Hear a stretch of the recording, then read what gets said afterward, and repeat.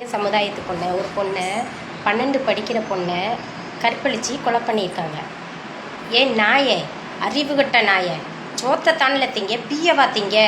இதே மாதிரி உன் அம்மா ஒருத்தி இருக்காள, அவளுக்கும் அது இருக்கத்தானில் செய்யும். அதில் நீ பார்க்க வேண்டியதானல. ஏன் உன் அக்கா தங்கச்சி இருக்காள்ல, அவள் இருக்காள்ல, அவளுக்கும் அது இருக்கும்ல. அவளை இப்போ மேஞ்சிருக்க வேண்டியதானல. ஏம்ல இப்படி திரியுதீங்க? பொட்டச்சின்னு பொம்பளைன்னு ஒரு சேலை கெட்டிட்டாலே இப்படி புறம்போக்கா தெரியாதீங்களே. ஏன் பொம்பளைக்கு ஏம்ல இப்படி அலையிறீங்க? பொம்பளை அக்கா தங்கச்சியா, உங்கள் அம்மாவா? உன்னை பெத்தவளும் அம்மா தான்ல. ஏன் அவட்ட போக வேண்டியதான்ல? அறிவுகட்ட தேவடியா மோனே, ஓம்மா புண்டை.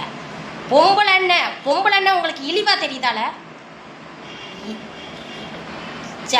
ஒவ்வொரு இந்தியாவில் எல்லா ஆம்பளைங்களும் இருக்காங்க. ஒன்னே மாதிரி ஒருத்தர் கீழ்த்தனமாக இருக்க போய் தான் எல்லா ஆம்பளைங்களையும் நம்ப முடியாமல் ஆகுது. ஏம்ல இப்படி இருக்கீங்க?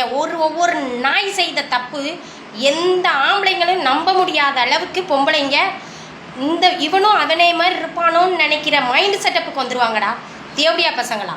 உன்னை பெத்தவா நல்ல முறையாக வளர்த்துருந்தான்னா அந்த நல்ல புத்தியாக இருந்திருப்ப. இப்படி உங்கள் ஆத்தா தேவடியாவில் இருக்க போய் தான் இந்த தேவடியா புத்தி வந்திருக்கு. பல தேவடியா மோனே, ஏம்ல இப்படி இருக்கீங்க? சி, உங்களுக்கெல்லாம் வெளிநாட்டில் தண்டனை, ஒவ்வொரு தண்டனையும் கடுமையாக இருக்க போய் தான் அங்கே பொம்பளைங்களை ஏட்டு பார்க்க மாட்டாங்க. அதே தண்டனை இந்த தமிழ்நாட்டில் வந்தால் மட்டும்தான் இதே மாதிரி ஒவ்வொரு புறம்போக்கும் திருந்துங்க. நிற்க விட்டு இவனெல்லாம் அதிலே சுடணும் தேவடியா பையில.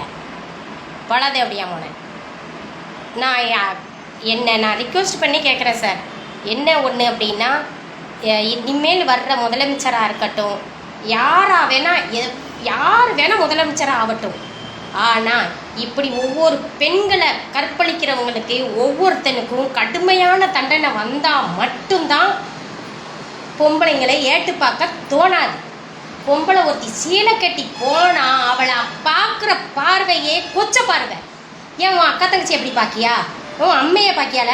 இல்லை பச்சையாக கேட்டுவேன் தேவடியா மக்களா. இப்படி ஒரு புறம்போக்கெல்லாம் அந்த லெக்கில் சுடணும், அதிலே சுட்டா மட்டும்தான் திருந்துவானுங்க.